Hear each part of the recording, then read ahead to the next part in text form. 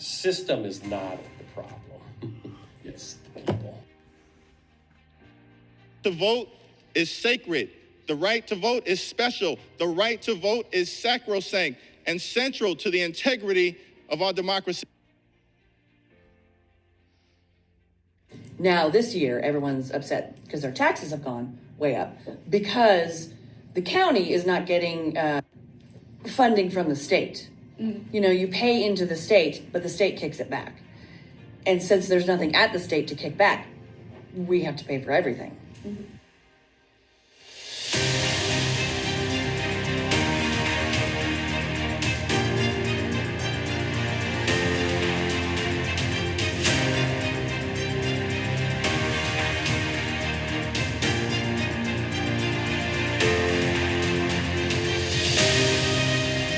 The assessor sets a value for your property, your house, your business, your real estate. The board, in the case of the county, is the county commissioners. County commissioners set a budget, also known as a levy, which is how much money they need for the year to fund the government. I take the values and the budget and come up with a tax rate, and then I apply that tax rate to the properties of the county.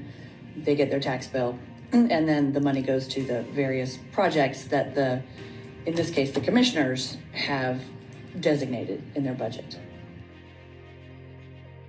A certain amount of money goes to the to the sheriff, it goes to the roads, and it goes to the health department, it goes to my department, it goes to elections, it goes to the DMV, that thing.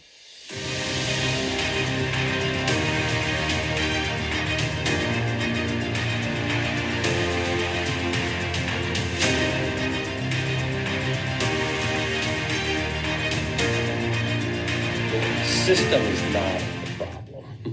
It's the people. First, the most important is who's the majority. You know, who's carrying the gavel. That is huge because it's like imagine getting in a bus, and if you're not driving, you just sit. Right? So we have the bills come out, and then we hear them in committee, and then you vote on them in committee, and then they go out, and then they'd have to go to the House, and the House would have to have the same.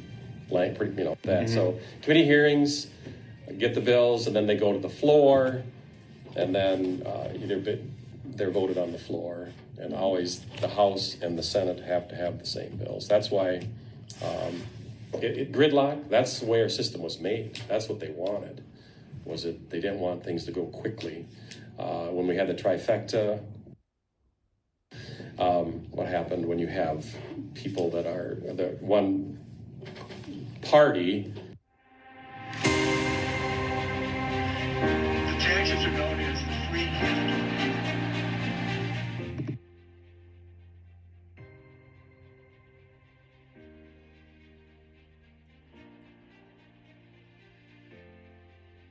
The vote in 1796 was 71 to 68. Adams over Jefferson. So first off, if you had a national popular election with two leading candidates like that, it would have been decisive. But so a swing of two votes would have altered the election. So now everyone realizes, maybe we should, it's kind of what's going on with gerrymandering now with Congress, but, let's alter the rules. Massachusetts also had a district system, but they worried, probably correctly, that the Republicans could pick up a few districts here. Maybe if you know how to speak Boston, maybe up on the North Shore, meaning the North Shore. Yeah, there are a few districts that could have gone Republican. So they say, we're not going to horse around. We're going to have the legislature appoint the electorate. So, none of us has the constitutional right to vote for president. The constitutional right to determine how presidents are elected belongs to the state legislature.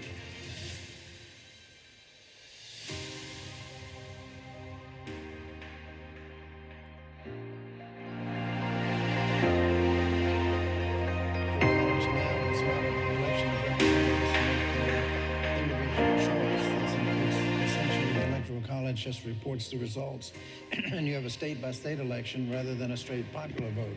It was not the most attractive option available. It was the least unattractive.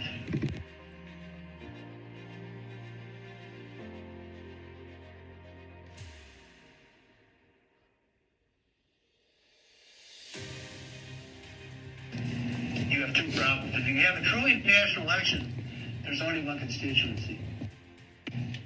Would you have a sufficiently informed electorate to be able to make an effective national choice? So the problem with the popular election is there's a lot of questions will actually get any kind of decisive vote or decisive majority if you have a popular election.